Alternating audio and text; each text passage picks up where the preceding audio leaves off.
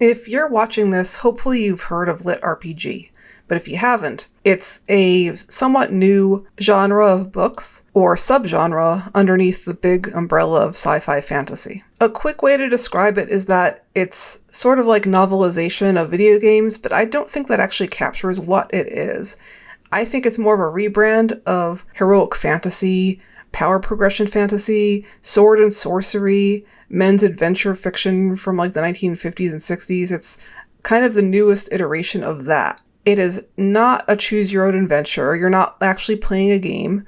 It is a book with a story and characters and all that. You might be tempted to think of some of the trapped in virtual reality type of books that were big in the 1990s and early 2000s, like Tad Williams' Otherland, one of my favorites. It's actually not really that. It's kind of more power progression, where the hero is leveling up, maybe on a quest for vengeance, or to challenge an empire, or to get revenge against someone that hurt him, or whatever. Instead of being somebody from our world who's trapped and trying to escape a virtual reality universe, a big conceit in LitRPG is isekai, where the character dies in our world and wakes up in this fantasy world. So they're not trying to necessarily escape, but they're trying to make good on a life there. And they're not necessarily trying to affect things in our world, although that might be an overlapping plot point sometimes. Generally, it's kind of a conceit for a fantasy world with lingo that comes from our world, so the reader can right away identify with the main character, or identify with how the world works, because it's familiar. Like, it's Dungeons and Dragons, or the well-known conceits of tabletop role-playing games, or like a lot of video games. There's enough common language that people, I think, of my generation and younger understand, so that you immediately understand this fantasy world. There's not a lot of explaining to do, and the reader can kind of hit the ground running. One factor in the popularity of LitRPG, I think, that doesn't get talked about a lot, is its influence from manga and light novels. I think a lot of Western audiences were kind of surprised at how well anime and manga does here in the States and in other Western cultures. I think people didn't understand it or thought it was a weird underground thing until it just exploded. I think LitRPG is similar. It's influenced by the same type of hero's journey that people really want to tap into. That's a cultural touchstone, and I don't think that the hero's journey would ever get old. It dates back to the Epic of Gilgamesh and Odysseus, the Odyssey, and probably oral traditions even before those. People are always going to want a hero. Not every reader, of course, but there's definitely a subset of readers, including me, that is always going to be interested in navigating how do you rise to power? How do you defeat your enemies? People want to know. And I think for people like me, that journey is always going to be cool. It's always going to be fun to read.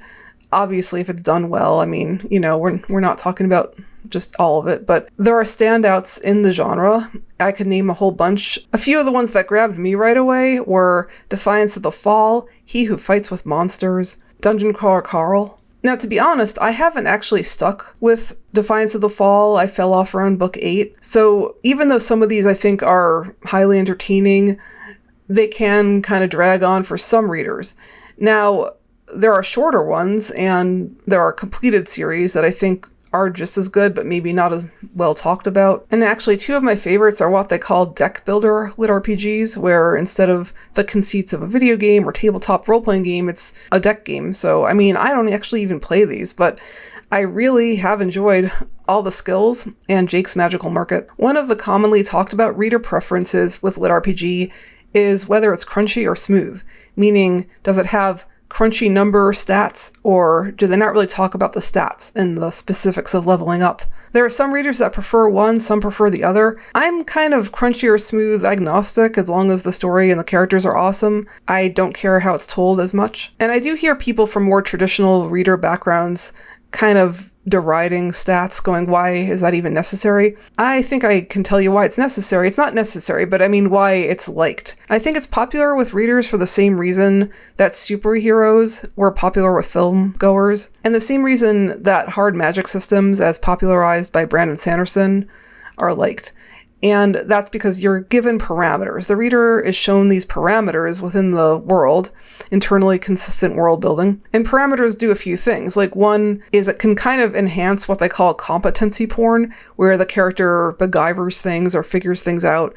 And if it's within those parameters, the reader can sort of foresee or guess or play along, almost role play along with what they think the character in that situation should do, given those parameters. I think it also enhances fandom because the readers can come up with theories within those parameters and shoot them back and forth with each other and talk about what would be the best way to approach it, maybe even chat with the author about it. So I do think parameters do add a fun dimension to some works. And lastly, let's talk about, is LitRPG speeding up or dying down? So my personal take is that I think it's still going strong and possibly speeding up. I don't think we've seen the end of it, much like we haven't seen the end of the popularity of anime and manga. It may remain a niche thing, it may remain underground, but I think it's going to have a bigger audience in the future, not a smaller audience. If anyone wants to chat with me about LitRPG, I'm always happy to talk books, and I'm easy to find online. And I think it's always a breath of fresh air when I meet somebody who actually has heard of LitRPG, and especially those who actually read it and enjoy it, because I am one of you.